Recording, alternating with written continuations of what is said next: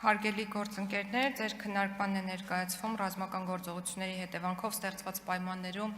և հանգամանքներում անհայտ կորած անձանց մասին օրենքի նախագծի և հարակից օրենքների նախագծերի վերաբերյալ օրենսդրական փաթեթը։ Նշեմ, որ ռազմական գործողությունների հետևանքով ստեղծված պայմաններում և հանգամանքներում անհայտ կորած անձանց առնչվող իրավահարաբերությունները ներկայում համապարփակ կերպով կարգավորված չեն, անձանց նշված շրջանակի վերաբերյալ առանցքային հարցեր առհասարակ բաց են մնացել, իսկ որոշ հարցեր էլ, թեև պարբերաբար իրավական ակտերում ստացել են որոշակի կարգավորումներ, սակայն թերի են և չխմբավորված։ Նշվածով պայմանավորված անհրաժեշտություն է առաջացել ընդունել առանձին շրջանակային օրենք, որով կապահովի ռազմական գործողությունների հետևանքով ստեղծված պայմաններում և հանգամանքներում անհայտ կորած անձանց առնչվող իրավահարաբերությունների համապարփակ կարգավորումը։ Ներկայացնեմ նախագծի հիմնական կարգավորումները։ Նախագծով սահմանվում է, թե ով է համարվելու անհայտ կորած անձ, եթե հակիրճ, ապա այդպիսիք են հանդիսանում զինծառայողը կամ զինվորական ծառայության մեջ չգտնվող այլ անձը, այդ թվում կամավորականը, որն անհետացել է ռազմական գործողությունների հետևանքով ստեղծված պայմաններում և հանգամանքներում կամ ՀՀ պաշտպանության գործողություններին մասնակցելու կամ մարտական հերթապահության կամ հատուկ առաջադրանք կատարելու ժամանակ կամ զինադադարի ընթացքում կամ ռազմական գործողություններին հաջորդող խաղաղ պայմաններում։ Նախագծով սահմանվում են անհայտ կորած անձանց, ինչպես նաև նրանց ընտանիքի անդամների իրավունքները, այդ թվում անհայտ կորած անձի անհետացման պատճառների և հանգամանքների, գտնվելու դեպքում գտնվելու վայրի, մահվան դեպքում մահվան հանգամանքների, ուղարկավորման վայրի վերաբերյալ հավաստի տեղեկություններ ստանալու իրավունքը, մարմինը մասունքները ստանալու իրավունքը և այլն։ Նախագծով նաև սահմանվում են անհայտ կորած անձի հետախուզման համար դիմում ներկայացնելու ընթացակարգը, հետախուզման գործընթացին առնչվող դրույթները, հետախուզման դադարեցման դեպքերը։ Այսպես նախագծի իմաստով անհայտ կորած անձի հետախուզման դիմումը ներկայացվում է լիազոր մարմին, ընտանիքի անդամի, պետական մարմնի կամ հասարակական կազմակերպության կողմից, որից հետո անհայտ կորած անձին վերաբերող տեղեկությունները մուտքագրվում են համապատասխան ռեեստր։ Օրենքում ամրագրվել է, որ լիազոր մարմինը հարցումներ է ուղարկում պետական և տեղական ինքնակառավարման մարմիններին, միջազգային մարդասիրական կազմակերպություններին, որոնք կարող են տիրապետել անհրաժեշտ տեղեկատվության։ Սա ենթադրում է, որ որոնողական աշխատանքները,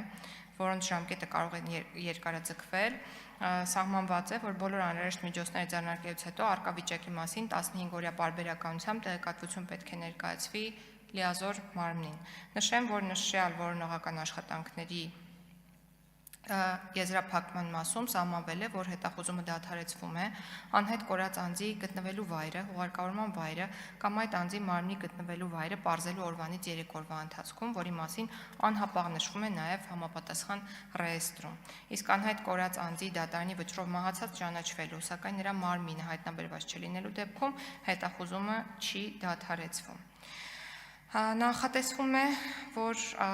անհայտ կորած անձանց հարցերով լիազոր մարմինը լինելու է ազգային անվտանգության ծառայությունը և օրենքով սահմանվում է նաև այս մարմնի լիազորությունների շրջանակը։ Նախատեսվում է լիազոր մարմնի ներքո ստեղծել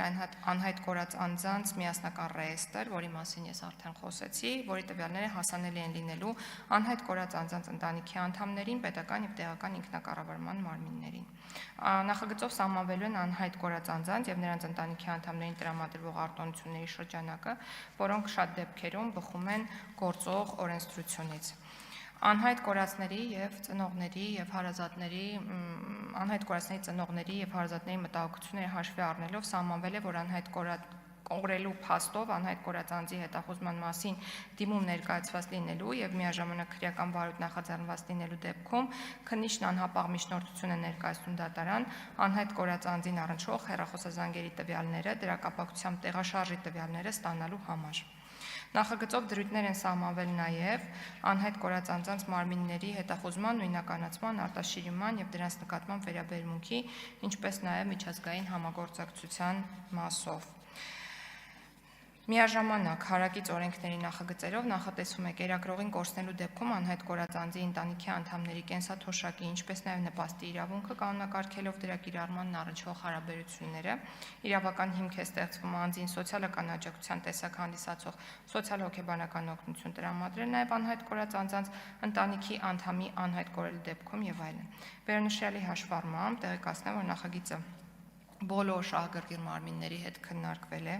Տարբեր քննարկումներ են իրականացվել նաև անհայտ կորածների ծնողների եւ հարազատների հետ, հասարակական կազմակերպությունների, Կարմիր խաչի ներկայացության գործընկերների հետ եւ նախագծում արտացոլվել են նրանց կողմից ներկայացված բազմաթիվ առաջարկություններ։ Խնդրում եմ կողմ քվեարկել նախագծին։ Շնորհակալություն, հարցեր Տիկին Գալյանին։